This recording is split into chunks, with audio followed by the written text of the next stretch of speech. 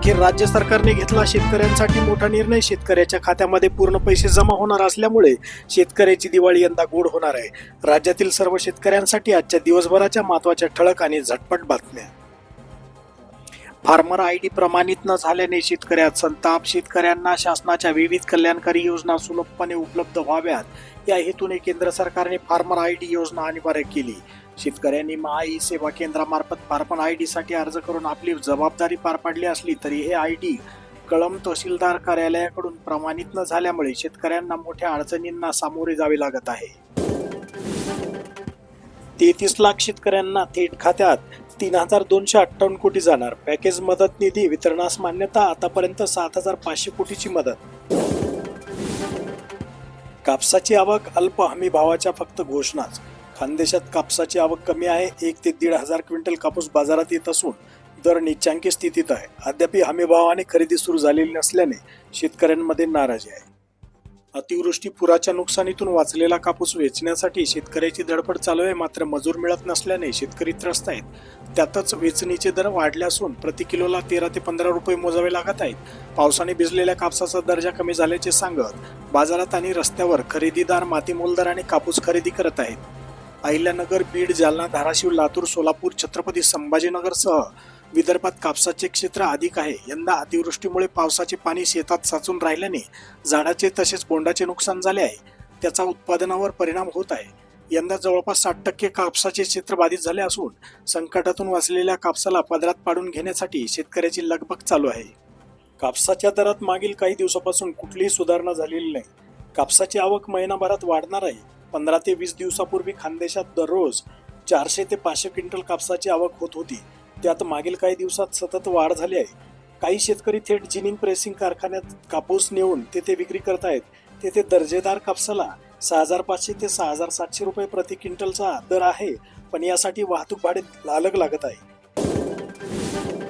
अतिवृष्टीग्रस्तांसाठी 3,258 कोटी. राज्यातील अतिवृष्टीग्रस्त तालुक्यातील शेतकऱ्यांना नुकसानीपोटी सलग 3ऱ्या दिवशी मदतीपोटी शासन आदेश काढत सरकारने 3,258 कोटी 56,47,000 रुपयाच्या वितरणास मान्यता दिली आहे. एक अधिकारी एक नंबर योजना. कृषी अधिकारी महावितरणच्या धर्तीवर एक नवी प्रणाली लागू करण्याचा निर्णय घेतला आहे. या अंतर्गत राज्यातील सर्व अधिकारी आणि कर्मचाऱ्यांना विभागाकडून एक अधिकृत सिम काढून दिले जाईल. हा संपर्क क्रमांक अधिकाऱ्यासाठी किंवा पदासाठी कायमस्वरूपी निश्चित असेल. या निर्णयाचा सर्वात मोठा फायदा म्हणजे एखाद्या अधिकाऱ्याची बदली झाली किंवा तो निवृत्त जरी झाला तरीही तो संपर्क क्रमांक बदलणार नाही. नवीन येणारा अधिकारी तोच क्रमांक वापरेल. यामुळे शेतकऱ्यांना प्रत्येक वेळी नवीन अधिकाऱ्याचा नंबर शोधण्यासाठी करावी लागणारी धावपळ वाढणार नाही. राज्यातील शेतकऱ्यांना कृषी विभागाशी संपर्क साधताना येणाऱ्या अडचणी दूर करण्यासाठी प्रशासनाने एक महत्त्वाचा आणि मोठा निर्णय घेतला आहे. या नवीन निर्णयामुळे शेतकऱ्यांना अधिकाऱ्याशी संवाद साधणे अत्यंत सुलभ होणार असून शासकीय योजनांची माहिती मिळवताना होणारी धावपळ थांबणार आहे. अनेकदा अधिकाऱ्यांचा संपर्क क्रमांक बदलल्यामुळे शेतकऱ्यांचा त्यांच्याशी संपर्क तुटतो. त्यामुळे शेतकरी विविध शासकीय योजनांच्या माहितीपासून आणि मार्गदर्शनापासून वंचित राहतात. परिणामी त्यांना वेळेवर लाभापासून मुकावे लागते. कृषी विभागाच्या या नवीन निर्णयामुळे शेतकऱ्यांच्या या मुख्य अडचणीवर कायमस्वरूपी तोडगा निघणार आहे. एकाच अधिकृत क्रमांकामुळे शेतकऱ्यांचा अधिकाऱ्याशी होणारा संवाद सातत्यपूर्ण राहील आणि माहिती मिळवण्यात कोणताही विलंब होणार नाही.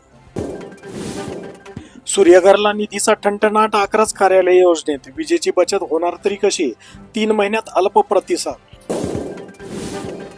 शेवगाव पाथर्डीसाठी पहिल्या टप्प्यात 208 कोटीची भरपाई.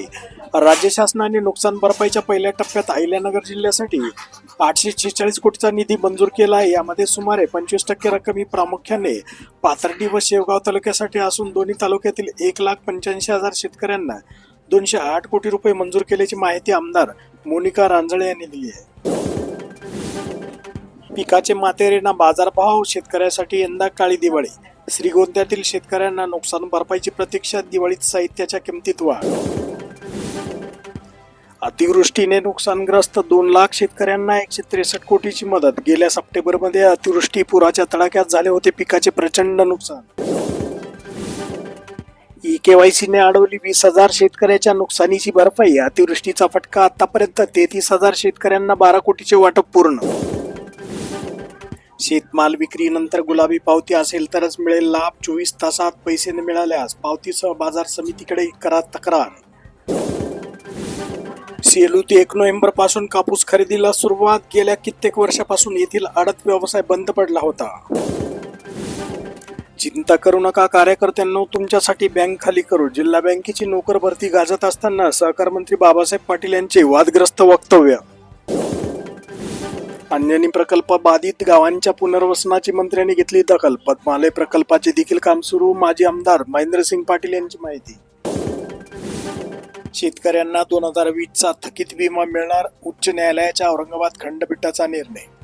खरीप व रब्बी हंगामाचा 2020च्या थकीत पीक विमा नुकसान भरपाई विषयी मुंबई उच्च न्यायालयाच्या खंडपीठात बुधवारी 15 तारखेला झालेल्या सुनावणीत न्यायालयाने 2 दिवसाचा रिलायन्स जनरल इन्शुरन्स कंपनीच्या खात्यात पैसे वर्ग करून पुढील 10 दिवसात परभणी जिल्ह्यातील खरीप व रब्बी हंगामातील 2020 करिता नुकसान भरपाईस पात्र शेतकरी यांच्या खात्यावर रक्कम जमा करण्याचे आदेश दिले आहेत. या निर्णयामुळे जिल्ह्यातील 84,693 शेतकऱ्यांना दिवाळीच्या तोंडावर नुकसान भरपाई मिळण्याची शक्यता आहे.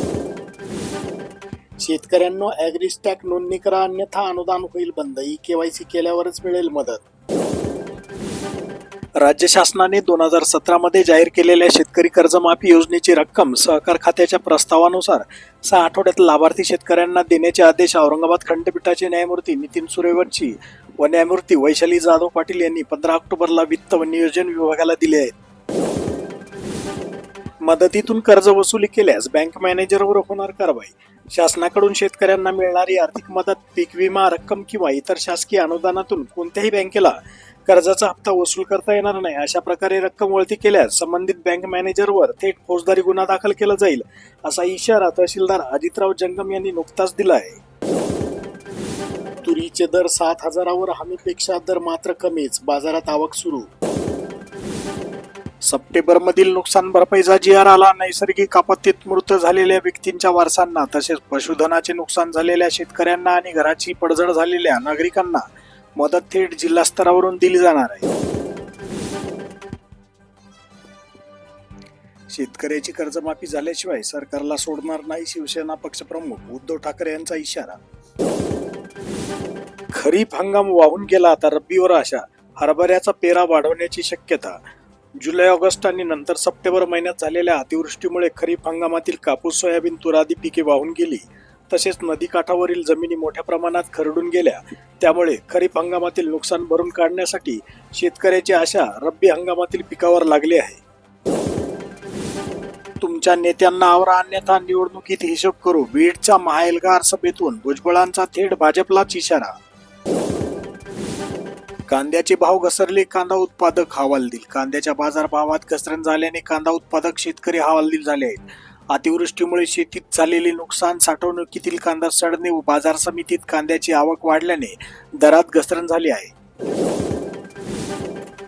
राज्यातील शेतकरी बांधवांसाठी एक मोठा दिलासा देणारी बातमी समोर आली आहे. कारण राज्य सरकारने सरसकट अतिवृष्टी नुकसान भरपाई जाहीर केली असून ती रक्कम आता थेट शेतकऱ्यांच्या बँक खात्यामध्ये जमा केली जात आहे.